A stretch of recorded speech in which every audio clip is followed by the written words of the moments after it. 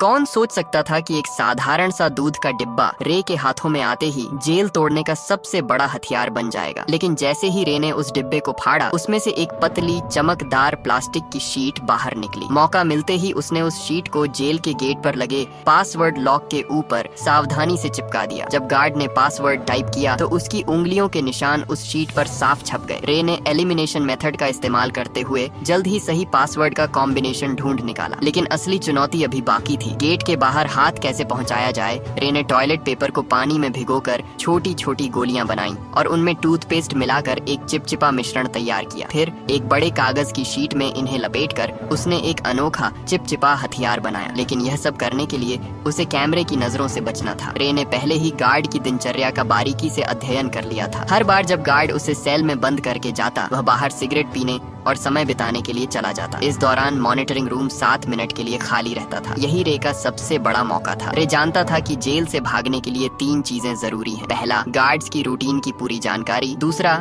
Jail के ढांचे का सटीक अंदाजा। और तीसरा, बाहर किसी भरोसेमंद साथी का होना। रे ने पहले 2 चीजों पर पकड़ बना ली थी। उसने जेल के पास एक कमजोर जगह भी ढूंढ निकाली थी, एक फायर स्टेशन जो जेल की दीवार से सटा हुआ था। रे के पास ब्लैक सेल की लोकेशन का भी पता था। सब कुछ दिमाग में सेट करने के बाद उसने अपने प्लान को अमल में लाना शुरू किया। उसने जानबूझकर एक कैदी पर हमला कर उसे घायल कर दिया। जैसा उसने सोचा था वैसा ही हुआ। गार्ड्स ने उसे सजा के तौर पर ब्लैक सेल में डाल दिया। जब गार्ड खाना देने आया, रे ने चुपके से कागज की गोली छोटी खिड़की के ताले में डाल दी, जिससे वह आसानी से खुल गई। पासवर्ड सिर्फ 4 अंकों का था, जिसे रे ने चुटकियों में क्रैक कर लिया। ब्लैक सेल से निकलते ही उसने मॉनिटरिंग सिस्टम को हैक कर 1 मिनट पुराना फुटेज चला दिया ताकि गार्ड्स को कुछ पता न चले। इसके बाद उसने फायर स्टेशन से जुड़ी वेंटिलेशन पाइपलाइन को खोज निकाला। जब गार्ड्स सिगरेट पीने में व्यस्त थे, रे उस पाइप के रास्ते रेंगता हुआ बाहर निकल गया। बाहर उसकी साथी पहले से ही तैयार थी। उसने एक छोटी कार में विस्फोट कर दिया, जिससे फायर अलार्म बज उठा। गार्ड्स ने सीसीटीवी फुटेज चेक की,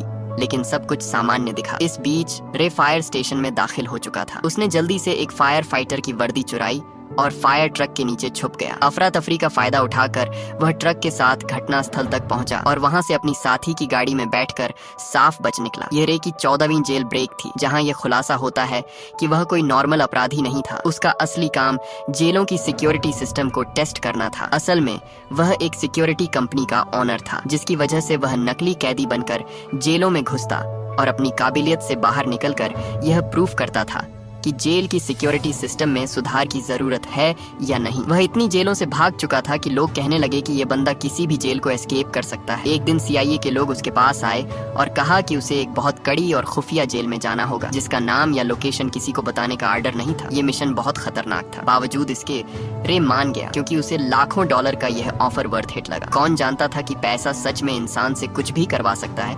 उन्होंने रे को एक नई पहचान और एक सीक्रेट एग्जिट कोड दिया, जिसका इस्तेमाल वह अगर कुछ गलत हो तो भागने के लिए कर सकता था। जाने से पहले उन्होंने उसके शरीर में एक ट्रैकिंग डिवाइस भी लगाया। जल्दी ही वह दिन आ गया जब उसे जानबूझकर अरेस्ट होना था, लेकिन अचानक कुछ लोगों ने उसे अगवा कर लिया और इलेक्ट्रिक शॉक दे दिया। इससे पहले कि उसे कुछ समझ आता, उन्होंने उसके हाथ से ट्रैकिंग डिवाइस को निकाल दिया और उसे बेहोश कर दिया। जब उसकी आंखें खुली तो उसने खुद को एक अजीब सी जेल में पाया, जिसमें हर रूम कांच का बना हुआ था और वहाँ हर जगह कैमरे थे। उसके आसपास सभी कैदियों को भी ऐसे ही 24 घंटे सुपरविजन में रखा गया था। ये जेल पूरी तरह से हवा में लटकी हुई थी, जिससे कोई भी कैदी जमीन खोदकर भागने का सोच भी न सके। यह देखकर रे को तुरंत समझ आ गया कि वह एक बुरी सिचुएशन में फंस चुका है। वहाँ से जितना जल्दी हो सके निकलने के लिए उसने सीक्रेट कोड बोला, लेकिन जेल का जेलर एक टेढ़े दिमाग का आदमी निकला। उसने बिना कुछ सुने रे को फिर से बंद कर दिया। अब यहाँ ये राज सामने आता है कि जेलर किसी ऐसे आदमी से मिला हुआ था जो रे का दुश्मन था। कुछ देर बाद उसने देखा कि यहाँ के गार्ड्स पूरी तरह से हथियारों से लैस हैं और चेहरे पर काले मास्क लगाकर घूमते हैं, और गार्ड्स की संख्या भी कैदियों से कई ज्यादा थी, जिसकी वजह से उनका जब मन करता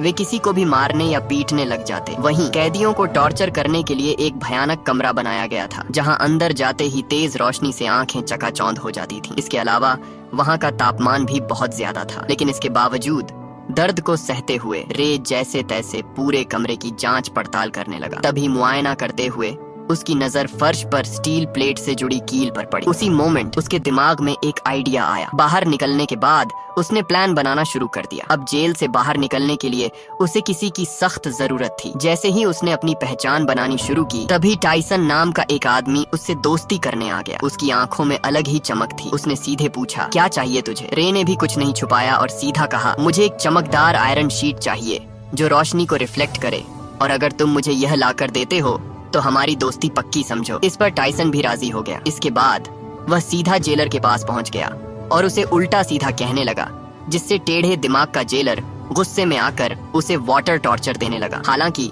इसी बीच टाइसन ने चालाकी से उस कमरे का ड्रेन कवर निकाल लिया। काफी मार खाने के बाद उसने वह कवर रे के हवाले कर दिया। रे को लगा, वाह, ये आदमी तो काफी शातिर खिलाड़ी निकला। टाइसन से इम्प्रेस होकर उसने अपनी असली पहचान बता दी कि मैं एक जेल ब्रेकर हूँ। इसी के साथ उसने अपना एनालिसिस भी बताया कि इस जेल का स्ट्रक्चर वर्टिकल है, जिसका मतलब यह जेल अंडरग्राउंड में बनाई गई है। दरअसल जब रे टॉर्चर रूम में था तो उसने जमीन के नीचे से पानी की आवाजें सुनी थी, जिसका मतलब वहाँ एक पानी की पाइपलाइन हो सकती है जिससे उन्हें भागने का रास्ता मिल सकता है। इस सब के बाद टाइसन ने जानबूझकर जेल के गुंडे मार्को ब्रदर्स से पंगा ले लिया। उधर रे ने एक रोटी को हथेली में छिपा लिया। फिर जैसे ही मार्को के आदमियों ने जेल में मारपीट मचाई, प्लान के अकॉर्डिंग दोनों को टॉर्चर रूम में डाल दिया गया। वहाँ पहुँचते ही रे ने फौरन ड्रेन कवर निकाला और उसकी रिफ्लेक्शन से कीलों पर फोकस डाला। देखते ही देखते हाई टेम्परेचर की वजह से वे कीलें पिघल कर बाहर निकलने लगी और एक एक करके कुछ ही सेकंडों में उसने सभी को निकाल लिया। फिर उसने रोटी का टुकड़ा मुंह में डालकर टाइसन को इशारा किया ताकि वह गार्ड का ध्यान अपनी तरफ खींचे। इसके बाद टाइसन ने अपना काम शुरू कर दिया, जिससे जेलर का ध्यान उसकी तरफ चला गया। वहीं रे ने तुरंत गीली रोटी को सीसीटीवी कैमरे पर चिपका दिया ताकि अंदर की फुटेज न दिखे। फिर वह फ्लोर से नीचे उतर गया और पाइपलाइन में चढ़ते हुए आगे बढ़ने लगा, लेकिन बदकिस्मती से रास्ते में गलती से एक तार टूट गया, जिससे पानी बाहर आने लगा। आखिरकार जब वह ऊपर पहुंचा तो उसके पैरों तले जमीन खिसक गई, क्योंकि यह जेल जमीन के नीचे नहीं बल्कि समुद्र के बीचों बीच पानी की एक विशालकाय शिप में थी, जहां से भाग पाना नामुमकिन था। इस बीच पानी लीक होकर जेल के अंदर भरने लगा, जिसकी वजह से टॉर्चर रूम के कैदियों को रिहा कर दिया गया। खुशकिस्मती से रे गार्ड्स की नजरों से छिपकर समय पर वापस आकर बच गया। हालांकि दूसरी ओर एक नई मुसीबत उसका इंतजार कर रही थी। दरअसल जेलर को फर्श पर छोड़ी गई कीलें मिल गईं, जिससे वह समझ गया कि रे ने जेल तोड़ने की कोशिश की है। उसके बाद उसने फौरन एक आदमी को कॉल लगाया, जहां यह राज खुला कि रे को इस जेल में फंसाने वाला कोई और नहीं बल्कि उसका बिजनेस पार्टनर लेस्टर निकला, जिसने कंपनी के लालच में आकर यह साजिश रची थी। अब अगले दिन किसे पता था कि रे के ऊपर टॉर्चर के बादल मंडराने लगेंगे। जब जब वह सोने की कोशिश करता, गार्ड्स उसे जगा देते और इसका फायदा उठाकर वह उसे खूब मारते पीटते भी थे। ऐसे ही कई दिन बीत गए। रे पूरा दिन बेहोशी और थकान में रहता। आखिरकार उसकी हालत देखकर गार्ड्स उसे रोज मेडिकल रूम ले जाने लगे। कितने जख्म, कितनी दर्दनाक यादें, कितनी टूटी उम्मीदें। फिर भी वह अपनी लड़ाई लड़ता रहा। डॉक्टर भी उसे देखकर दंग हो जाता था। कुछ दिनों के बाद टॉर्चर का सिलसिला खत्म हो गया और उसने फिर से प्लान बनाना शुरू कर दिया। दरअसल खाना खाने के बहाने वह टेबल के नीचे चोरी छिपे एक डायरेक्शन बताने वाली डिवाइस बनाने लगा। इसी दौरान उसने मार्को से मिलकर उसे अपनी टीम में शामिल कर लिया, जिसके बाद तीनों ने मिलकर एक ताबड़तोड़ प्लान बनाया। प्लान के हिसाब से मार्को भाई ने जेलर से झूठ बोला कि मेरे पास खुफिया जानकारी है जो मुझे डेक पर जाकर पहुंचानी है। यह सुनते ही जेलर ने उसे डेक पर जाने की परमिशन दे दी। अब वहां पहुंचते ही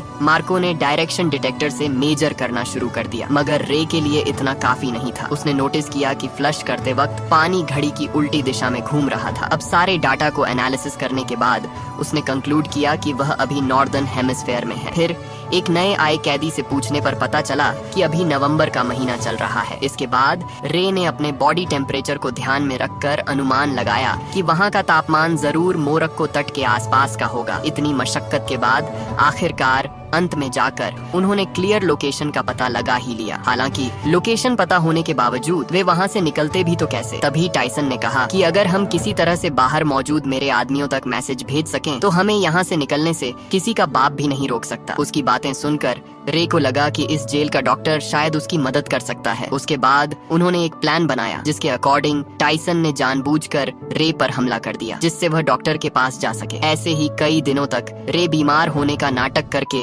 रोजाना डॉक्टर के पास जाने लगा। डॉक्टर को भी रे का दर्द बर्दाश्त नहीं हुआ और वह उसकी मदद करने के लिए राजी हो गया। अब यहाँ यह खुलासा होता है कि दरअसल डॉक्टर भी यहाँ उम्र कैद की सजा काट रहा था। इसलिए उसने रे को उसके परिवार से मिलाने का वादा किया, जिसके बाद उसने गुप्त रूप से रे का मैसेज टाइसन के आदमियों को भेज दिया। सारी तैयारी हो चुकी थी। तभी रात को जेलर ने देखा कि रे दीवार पर कुछ टैप कर रहा है। असल में यह मोर्स कोड था, और जब जेलर ने इसे डिकोड किया तो लिखा मिला कि कल सुबह सी ब्लॉक में दंगा होने वाला है। यह देखकर जेलर के पसीने छूटने लगे। उसने तुरंत सी ब्लॉक में 3 गुना सिक्योरिटी बढ़ा दी। अब उसे कौन बताए कि यह तो रे का मास्टर स्ट्रोक था। असली दंगा तो उसके अपने ब्लॉक में होने वाला था, जहां सिर्फ 2 गार्ड्स ही बचे थे। अब जल्दी ही अगली सुबह 2 गैंग्स आपस में भिड़ जाते हैं। इस हंगामे का फायदा उठाकर रे, टाइसन और मार्को वहां से भाग निकलते हैं। तभी भागते भागते रे कैमरे के सामने आकर जेलर को चिढ़ाता है। गुस्से में आकर जेलर सभी गेट्स को बंद करवा देता है। फिर तीनों पाइपलाइन के रास्ते से जेल की छत की तरफ चढ़ते हैं। जब वे डेक के बिल्कुल पास पहुंचते हैं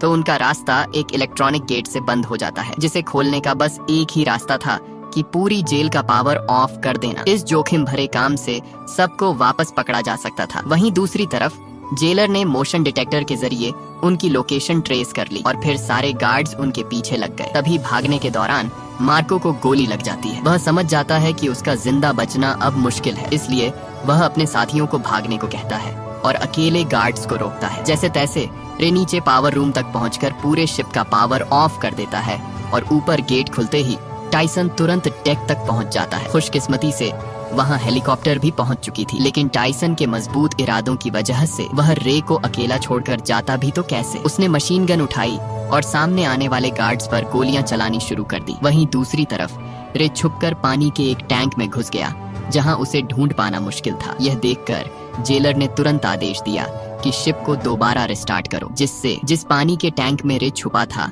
वह अपने आप फ्लश होने लगा, जिससे रे फौरन समुद्र में जा गिरा। रे का दिमाग देखकर जेलर के तो होश ही उड़ गए। वहीं इधर टाइसन ने एक बंदूक उसकी तरफ फेंकी। रे ने तुरंत कैच किया और कुछ गोलियां फायर कर दी, जिससे जेलर के पीछे रखे तेल के ड्रम फट गए। इसी के साथ जेलर की वही मौत हो गई। अब सब कुछ शांत हो गया और वे दोनों अफ्रीकन तट पर पहुंच गए। अचानक सामने से एक गाड़ी आई, जिसमें से एक लड़की उतरी। वह लड़की और कोई नहीं बल्कि जेसिका निकली, जिसने रे को यह मिशन का ऑफर दिया था। तब रे को पूरी बात समझ आई। ये सारा प्लान टाइसन की बेटी का था। दरअसल जेसिका ने अपने पिता को बचाने के लिए उसे जेल में भिजवाया था और रे की चालाकी से उसे बाहर भी निकलवा लिया। आखिरकार रे के चेहरे पर एक प्यारी सी मुस्कान खिल उठी और ऐसे ही संघर्ष और हार न मानने के जज्बे से वे लोग अपने परिवार से वापस मिल सके। यही मुलाकात इस खूबसूरत फिल्म का अंत बन गई। तो दोस्तों, आशा है आपको कड़ी मेहनत और उम्मीद से भरी ये मूवी पसंद आई होगी। अगर पसंद आई है तो प्लीज नीचे आ रही इन वीडियोस को भी जरूर देखें और वीडियो को लाइक करके चैनल को सब्सक्राइब कर लें, जिससे आपको और भी मूवीज देखने मिल सकें।